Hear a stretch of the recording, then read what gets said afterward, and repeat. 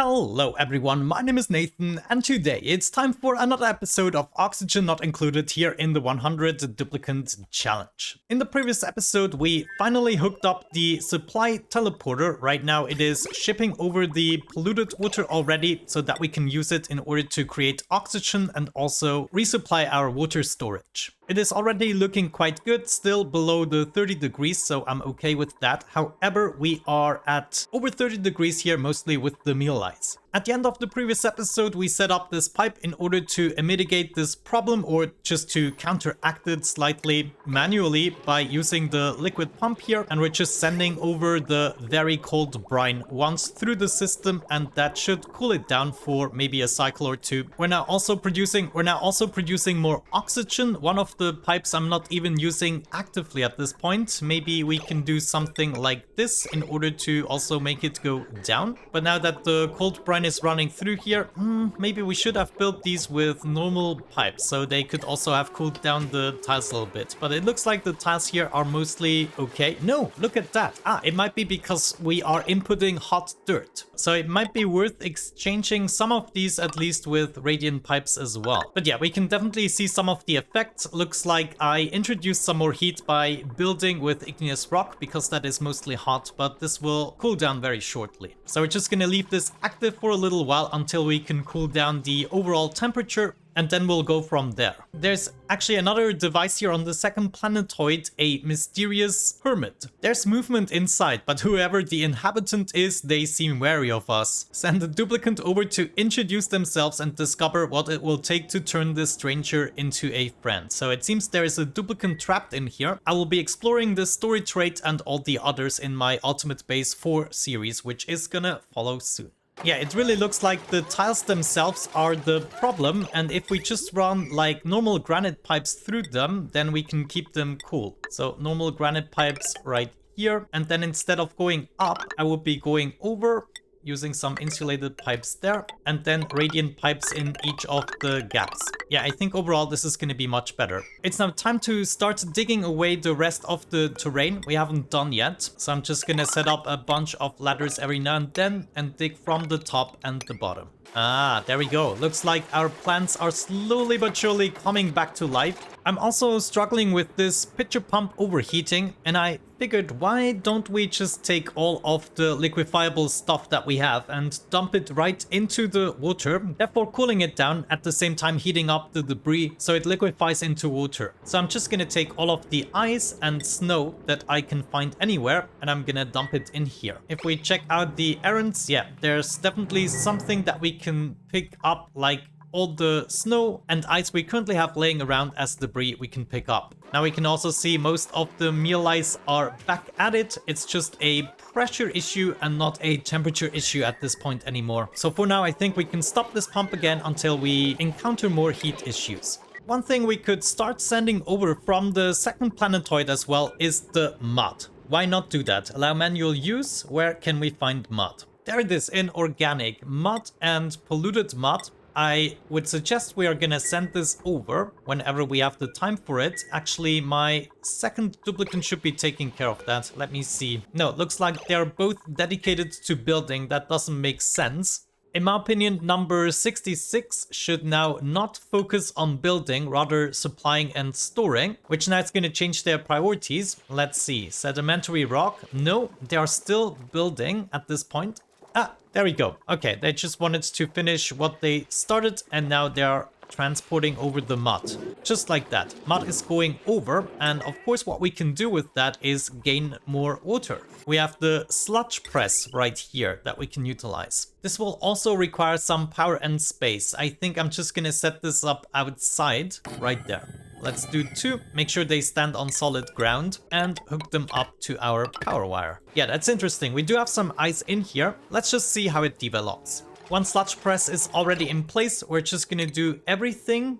Polluted mud. No, let's do 1 mud and 1 polluted. This way I can take my water pipe, bring it all the way over, and we're gonna do a bridge right there. Cut this up, go over, and use another bridge to go over here, and then we can just move over here in order to join the pipe. As for the polluted water, we can keep it very easy. We're just gonna drop it right down here. and it is then gonna come together with the rest of the polluted water we have going on. Alrighty, some time has passed. We are now working on the sludge presses. I noticed we can also input polluted dirt here in order to get the polluted water. So this is now happening, and we can see we get about 90 kilograms of polluted water here, and the same thing with the normal water. It's coming out at 18 degrees and being input into my storage, which is actually very beneficial for us. By now we're ready to send over yet another duplicant, and I think I want to do that just so that we are a little bit quicker. Maybe number 85 is kind of an average guy. I think we can move him over. This also means we need to install another mess table, and we might have to get another bed as well. That is not extremely convenient, but if we move over the pitcher pump by one tile, we should be able to accomplish this. Number 85, I hope you're gonna enjoy your journey. You're not coming back, at least for a very long time. Something like this should fix my problem. Also, another thing that I took care of is the pitcher pump here that was starting to overheat. I attempted to cool it down a little bit and just ended up adding another pitcher pump that is submerged in the water that is being cooled by the surrounding rock. The ice seems to cool down, but only ever when I don't look, and it seems to be a rather slow process. I tried to speed it up with a temp shift plate, but I don't think I placed it at the correct spot for it to work properly. And also, this cool steam vent is just relentless. Either way, we still have access to water, and that is the most important part. And this water here is also accumulating, so soon enough we should be able to activate another pitcher pump here for our convenience. I also added a storage for the mud and the polluted mud, so they're a little bit closer to the sludge press and things can go smoother. Also, sulfur is slowly coming to its close because we're using it for the spindly grub-fruit plants, so I decided to dig over a little bit into more sulfur deposits in order to get some more in the joint. The cooling system here seems to be working rather well. I'm just gonna allow it to cool down even more before actually stopping it. Also, by now we are more consistently crafting the oxygen and pumping it into the base, so the pressure and the breathability actually get a little bit better. Every now and then I also activate this pump in order to get some of the CO2 downstairs, because we are just creating so much CO2 with the breathing. It is kind of insane. I think I need to set up a sublimation station here on the second planetoid. At the moment I'm having trouble with the water blocking the output of the polluted water. So if we just hook up something here, this already might help. I just noticed I sent over almost 50 tons of coal. I mean, that should be enough. Oh my gosh, just let's stop it. We don't need to send any more over. It really looks like at this point I can leave the game running without too much worrying. I did not have any starving people, not any complaints. Occasionally I get some suffocation, but that is understandable. So what we still need to work on is the oxygen. I cannot rely on algae anymore, and what we are providing at the moment isn't quite enough. The problem, however, is I can probably not rely on getting enough water, though I do get a whole entire pipe here at the moment, so we're kind of replenishing what we are using, but this isn't gonna last forever. It only needs to last for another 48 cycles theoretically, but still, the fact remains that at the moment we're not yet producing enough oxygen to supply all of our dupes, and especially we cannot yet go into Atmos suits and also give those the proper oxygen. Then there of course is the somnium synthesizer also sucking quite a bit. Yeah, until cycle 100, I definitely still want to improve that situation. At the moment, I just don't get enough water. Let's see what we can find in terms of geysers. Maybe there's something here that we can snatch up and even produce more water. There's another little something here that I'm trying to reveal. And there's also something here at the bottom. We're gonna explore that in just a bit. Alrighty, I feel like we are at a stage where I can skip more and more, and I'm just gonna come back every now and then when I have something important to tell you. Otherwise, I'm just gonna let things unfold and just inform you about the changes. For one, we now have our first operator at cycle 53 reaching the mechatronics engineering skill. Oh my gosh, you're gonna get that cap, or actually you're never gonna get it, but there you go. And we now have our first duplicant capable of building auto sweepers and stuff like that. On the second planetoid, we're also making good progress. I feel very confident that this is gonna work out now. In this attempt, it only really was close because of some suffocation. And now look at all the oxygen that's being distributed amongst the base.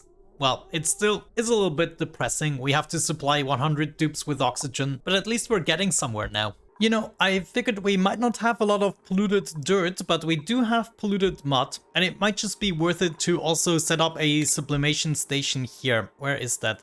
Oxygen, probably. I mean, if I just set this up right here, this would hurt no one, right? I think I gotta do that. It's just gonna help out the pressure overall inside the base, and then maybe some of this chlorine and natural gas is gonna be pushed even further down. I cannot really get rid of the natural gas because I have a lot of duplicants that just fart every now and then, and because we're breathing away so much oxygen, the gases never really settle where they would otherwise settle. But then again, it is kind of beneficial as long as the duplicants don't breathe, so my cooks, they are just gonna cook without breathing and not wasting my oxygen. Now I just need to keep an eye on my water pool. This should never fade, and also the water level here. I'm probably gonna enable one pitcher pump again, and then honestly, we might just wanna go ahead and set up another water sieve here. Yeah, let's do that. Maybe that is gonna be an easier solution. So we just set up a water sieve combo here, one facing this way, another one facing this way, and then we just let this go in. It comes out at the top as fresh water, and it's gonna join this line, right? No, we should not join this line, but what we should do is go all the way up. Yeah, it will be better to make this a separate line, hop over here, and then actually make this go into the fresh water tank. This way we'll be able to cut this off,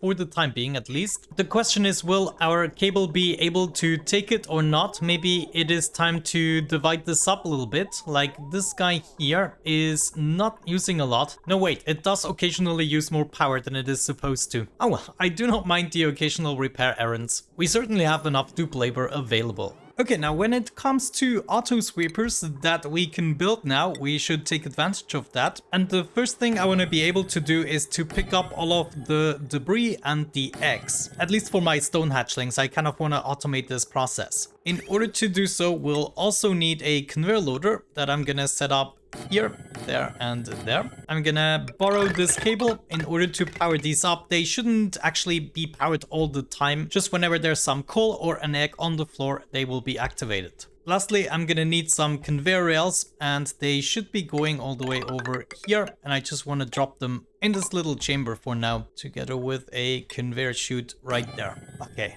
wonderful. Very nice that I can build this now. Also, before I forget, of course, I also introduced a couple of deodorizers. Maybe we can even do like 2 more here, just to be sure that we only get the clean oxygen. In the meantime, we went through a lot of the crafts that I actually ordered from the metal refinery, and it is still working very well. So I think I'm just gonna continue this, queuing up another 50 crafts for each element. And because we can be wasteful, I'm gonna do the same thing here with the rock crusher, even though I would never do that in a normal playthrough. And by the way, I still have troubles with body temperature, but this time it's the other way around. I actually cooled it down a little bit too much, and you can see the effects right here. However, this should now be cooled down for quite a while, so I don't mind. And right now we have way more than enough kilocalories. I dare to say it, we have a stable colony. Well, stable as long as the resources last. But the way I set this out now, it is gonna last for a while. Because we are renewing our dirt. We still have 66 tons of polluted dirt. We are replenishing the water here as well, using the mud from the second planetoid. We're also using the polluted water from the second planetoid. And this polluted water here that we are using for the spawn is also still gonna last for a while. In terms of food, 25,000 is the lowest. I've seen it in a couple of cycles, and we can see a lot of the mushrooms and stuff like these guys here are almost ready. So there's going to be another big harvest before we run dry. And of course, don't forget about all the ranches we have going on. On the second planetoid, I just keep on digging and then sending back the materials I would like to see. Maybe also sulfur if we can find it, but it looks like there's more rust and salt. Yeah, and then eventually we'll have to break through to the oil biome in order to retrieve that as well. But I'm gonna do that in a separate episode. So with the stabilization of this colony, I would say we are ready to wrap up this episode. Let me see if there is anything else to say. Oh yeah, of course, we still have to set up the conveyor loaders here.